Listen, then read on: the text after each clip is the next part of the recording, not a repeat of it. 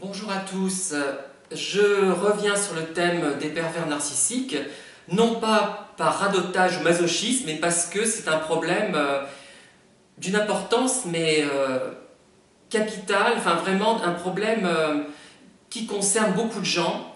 Et il est vrai que s'il y a peu de pervers narcissiques, de vrais pervers narcissiques, on cite le chiffre de 2 à 3%, ils sont tellement nocifs quand on en rencontre un, même quand on le frôle, Et là, si je répète ça, c'est pas pour m'écouter parler, c'est vraiment pour insister sur ce détail. Même si on le frôle, on en subit durement les conséquences. Voilà, si on est un petit peu sensible, sans être pour autant fragile. Hein. Souvenez-vous que les victimes de pervers narcissiques sont des personnes fortes, mais qui ont des failles et une certaine sensibilité, on va dire. Voilà. Et qui surtout, alors là, il ne faut pas oublier ce détail, se culpabilisent à fond. J'avais évoqué le thème des livres dangereux et j'ai l'impression que cette vidéo n'a pas été bien comprise, du moins c'est à cause de moi, à cause du ton que j'ai employé, je pense, qui était excessif.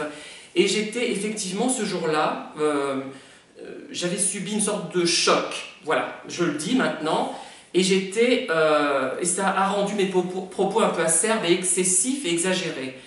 Et donc, je ne le situe pas dans le temps, comme ça on ne comprendra pas pourquoi j'ai subi un choc, parce que je n'ai pas envie de me montrer indiscret en fait. Je voudrais parler de la thématique des pervers narcissiques sans pour autant désigner des personnes, pour ne pas me mettre en difficulté moi-même, et pour ne pas mettre les personnes en difficulté, puisque ce sont des gens tellement vindicatifs et nocifs qu'ils seraient capables de réagir de façon pénible avec moi ou avec d'autres, d'ailleurs s'ils croient que d'autres sont impliqués.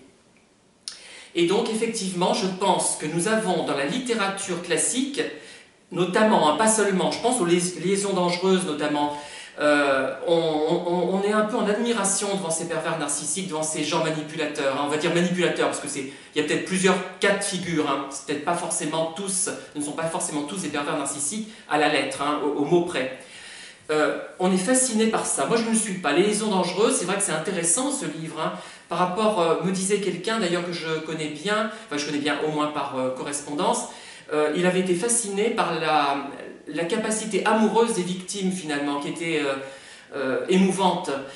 Mais moi, ceux qui s'amusent à jouer avec les sentiments des autres de cette façon, ça ne m'intéresse pas. Ce sont des gens qui ne me fascinent pas. C'est ça, hein, que je veux comprendre, que je vous explique.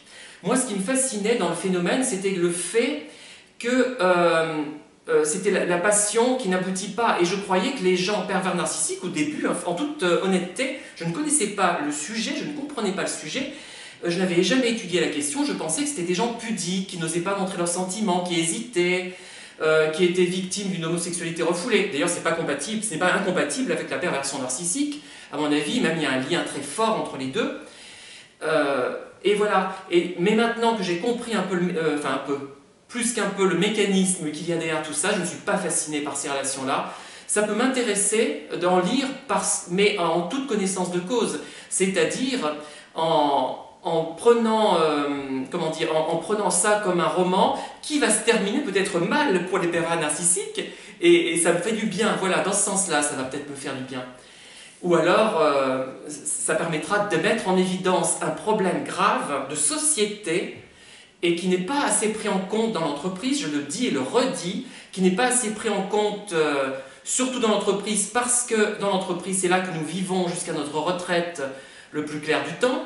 On passe beaucoup d'heures à travailler.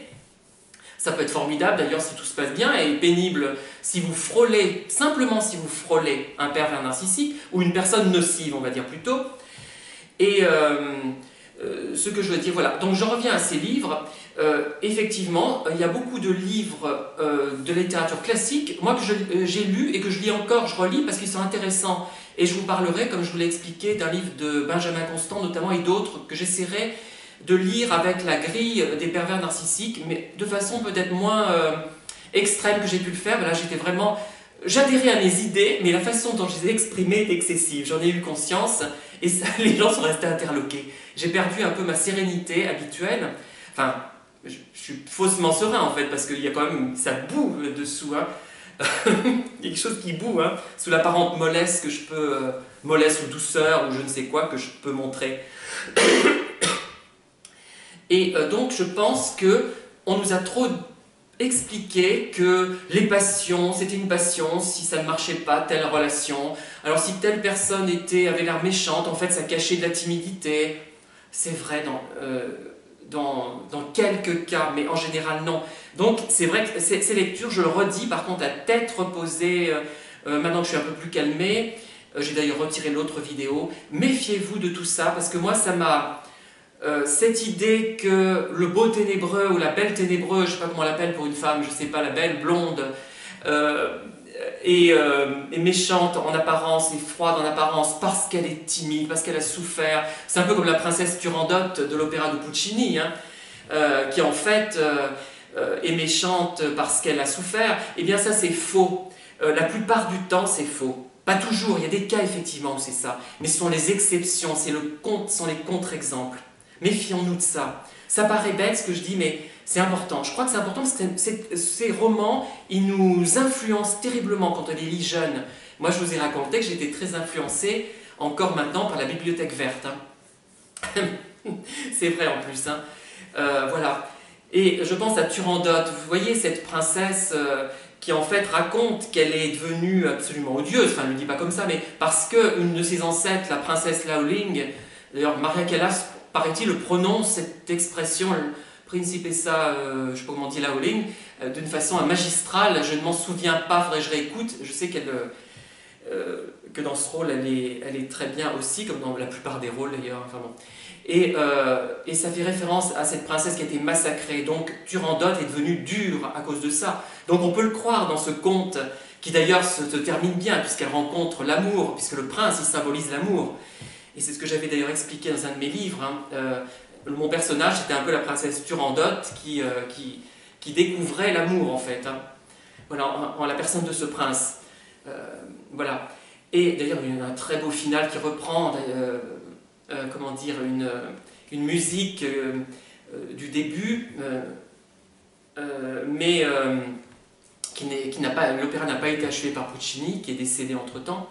Voilà. Donc je persiste et signe, bon je dis à tête plus reposée, méfions-nous de nos lectures, surtout celles qu'on fait quand on est jeune, et nous influencent beaucoup, beaucoup. Je vous assure que des gens qui sont très férus de lecture peuvent être influencés et leur perception de la vie peut être faussée. Et c'est vrai qu'on disait toujours, les gens de l'aristocratie, quand ils avaient des domestiques surtout, disaient « Attention, ne leur faites pas lire des romans ». Bon, il y avait une intention malveillante certainement là-dessous, je pense. Hein. Ils ne voulaient pas que les domestiques s'embarquent dans des situations que les maîtres n'auraient pas pu contrôler. Mais il y a quelque chose de vrai là-dedans. Et j'en ai pris conscience il n'y a pas très longtemps. Et je pense que, par contre, cette vidéo, je la mets parce qu'elle est importante. Et si vous voyez vos enfants qui ont 14-15 ans ou même plus jeunes lire certains types de livres, romantique, etc., où il y a des schémas avec le beau héros, la belle héroïne, apparemment méchante, malveillante au début, qui devient subitement un ange de douceur, dites-leur, cela existe, mais c'est rare, la vie n'est pas comme ça. Ce n'est pas pour les déprimer, hein, vos enfants, c'est pas ça. C'est pour les prémunir, si tant est que ce soit possible, contre des choses dangereuses, des choses vraiment... il faut sortir de ces schémas. Il y a aussi les schémas familiaux, on ne divorce pas, enfin ce sont des vieux schémas ça, qui existent encore. Hein. À cause de ces schémas, on se gâche la vie. C'est pour ça que c'est important. Voilà, mais je ne vous apprends rien. Je ne suis pas là pour vous donner des conseils. Je suis là simplement pour discuter de choses et d'autres. Je n'ai pas la science infuse. Je ne l'aurai jamais. J'aimerais bien l'avoir, hein. Mais je ne l'ai pas. Voilà, je vous remercie de m'avoir écouté en tout cas. Et je vous dis à très bientôt.